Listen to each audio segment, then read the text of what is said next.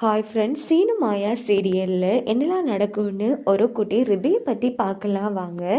அதுக்கு முன்னாடி நம்ம சேனலை சப்ஸ்கிரைப் பண்ணாதவங்க கீழே இருக்கிற சப்ஸ்கிரைப் பட்டனை கிளிக் பண்ணிவிட்டு பக்கத்தில் இருக்கிற பெல் பட்டனையும் கிளிக் பண்ணிடுங்க. இப்போ பார்த்தோம்னா சீனு வந்து நல்லா பத்மா ஏற்றி விட்டுடுறாங்க. இதனால நம்ம சீனு வந்து எல்லாரும் முன்னாடியும் வச்சு மாயாவை வீட்டை விட்டு வெளியில் போக சொல்கிறாங்க. ஆனால் மாயா தான் போக மாட்டாங்களே. இதனால மாயா என்ன சொல்கிறாங்கன்னா சீனு கிட்ட, இங்கே பாரு, நீ ஆசைப்படுற மாதிரி நான் வீட்டை விட்டு போகணும்னா நீ எப்படி கடை போட்ட, அந்த கடைக்கான காசு உனக்கு எங்கேருந்து வந்துச்சு? நான் தானே அங்கே இங்கே புரட்டி 40 லட்சம் ரூபா உனக்கு கடை போடுறதுக்கு கொடுத்தேன்.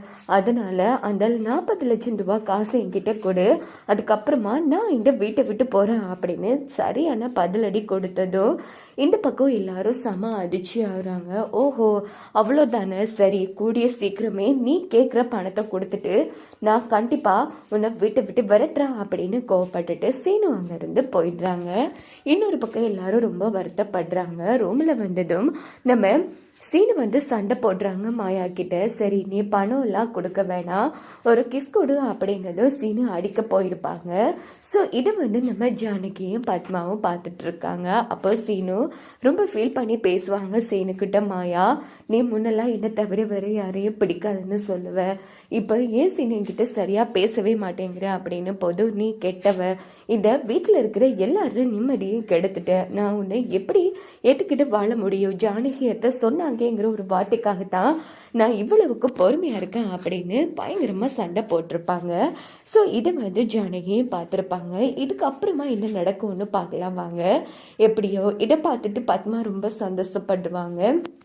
அப்பாடா, எப்படியோ சீனு வந்து மாயாவை முழுசா வருத்துட்டா, இனி இந்த மாயா கூட சேர்ந்து வாழ போகிறதும் இல்லைன்னு எப்படியோ பார்வதி கிட்ட சந்தோஷப்படுவாங்க. ஆனால் இது எல்லாமே நம்ம பத்மாவால் தான் நடக்குதுங்க. ஜானகியா இல்லை நம்ம மாயாவா பத்மாவை நல்லா வெளுத்து எடுக்கணும். அது மட்டும் இல்லாமல் இன்னொரு பக்கம் ஜானகி வந்து குற்ற உணர்ச்சியில் இருக்காங்க.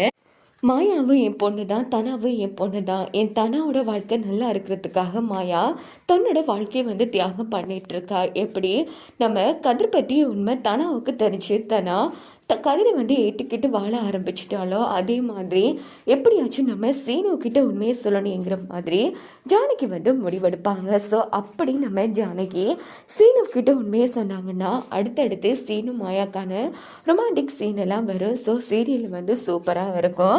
ஸோ அந்த இடத்துல பார்த்தோன்னா பத்மா பார்வதிக்கு ஆப்பு வச்ச மாதிரி இருக்கும். அதனால ஜானகி வந்து ஃபர்ஸ்ட்டு நம்ம சீனு கிட்ட உண்மையை சொல்லணும்னு நினைக்கிறவங்க மறக்காம உங்க கருத்தை சொல்லுங்க. இன்னொரு பக்கம் பார்த்தோம்னா கார்த்தி வந்து உயிரோடு இருக்கிற விஷயத்தை எப்படியாச்சும் நம்ம ஜானகிக்கு வந்து டைம் கொடுத்துருப்பாங்க, நீங்கள் ப்ரூஃப் பண்ணணுன்னு. அந்த விஷயத்தை எப்படியாச்சும் கண்டுபிடிச்சி கார்த்தியை வந்து போலீஸ்லேயும் பிடிச்சி கொடுக்கணும். ஸோ அது மட்டும் இல்லாமல் நம்ம ரகுராமுக்கு தெரிய வரணும் கார்த்தி வந்து இப்படி பொறுக்கி பயலன்னு. ஆனால் ஒரு விஷயம் என்னென்னா, எப்படியோ ரகுராம் கிட்ட தனாவோ மாயாவோ கதிரோ ஜானகியோ 4 பேரும் உண்மையை சொல்ல போகிறதில்ல. ஆனால் எப்படியாச்சும் கார்த்தி மூலமாகவே நம்ம ரகுராமுக்கு தெரிய வரணும்.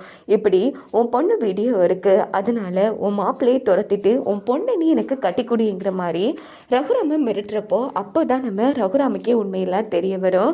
அப்படின்னா கார்த்தி இவ்வளோ கேவலமானவனான்னு. ஸோ இதனாலேயே நம்ம மாயா கதிரை பற்றி புரிஞ்சுக்கிறதுக்கும் அநேகமாக வாய்ப்பு இருக்குது. அதனால நம்ம கார்த்தி குடும்பத்தில் இருக்கிறவங்களால தான் ரகுராமுக்கு உண்மை தெரிய வரும். அப்படித்தான் நான் நினைக்கிறேன். நீங்கள் என்ன நினைக்கிறீங்கன்னு சொல்லுங்கள். அது மட்டும் இல்லாமல் இப்போ பார்த்தோன்னா எப்படியாச்சும் கதிர் தானாவை பிரிச்சுட்டு தான் கார்த்தியை வந்து கல்யாணம் பண்ணி வைக்கணுங்கிற திட்டத்தில் புவனேஸ்வரி இருந்துட்டு இருக்காங்க. ஆனால் இங்கே பார்த்தோன்னா நம்ம கதிர் தனாவுக்கு டிவோர்ஸ் பண்ணுறதுக்கு 3 மாதம் வந்து காலம் கொடுத்துருக்காங்க. இதனால் புவனேஸ்வரி வந்து செம்ம டென்ஷனில் இருக்காங்க. இன்னொரு பக்கம் பார்த்தோம்னா எப்படியோ தனா வந்து கோர்ட்ஸில் வந்து உண்மையை சொல்லத்தான் எடுத்தவங்க. ஆனால் இதை சொல்ல விடாமல் தடுத்ததே கார்த்தி தான். ஏன்னா கார்த்தி வந்து கோவிலில் ஒரு சின்ன குழந்தைகிட்ட லெட்டர் கொடுத்துருப்பாங்க. அதில் இப்படி நீ ட்ரெஸ் பார்த்தும்போது இருந்த வீடியோ என்கிட்ட இருக்குது, நீ மட்டும் அந்த கதிர் கூட சேர்ந்து வாழணும்னு சொன்னால் அந்த வீடியோவை நான் ரிலீஸ் பண்ணுவேன்னு. அந்த பயத்தில் தான் தனாவும் வேறு வழி இல்லாமல் எனக்கு கதிரை பிரியறதுக்கு விருப்பம் அப்படின்னு சொல்லியிருப்பாங்க. ஸோ இதனால் முதல்ல கார்த்தியோட சாப்டருக்கு முற்றுப்புள்ளி வச்சாதான் அடுத்தடுத்து நல்ல விஷயங்கள் நடக்கும். ஸோ கூடிய சீக்கிரமே கார்த்தி பற்றிய உண்மை ரகுராமுக்கு தெரிய வரணும். அது மட்டும் இல்லாமல் கார்த்தி, புவனேஸ்வரி எல்லாரும் வந்து சும்மா திட்டம் போட்டுலாம் இப்படி நடிச்சிட்ருக்காங்க. அவங்களும் நேராக ஜெயிலுக்குள்ளே போகணும்னு நினைக்கிறவங்க உங்கள் கருத்து சொல்லு.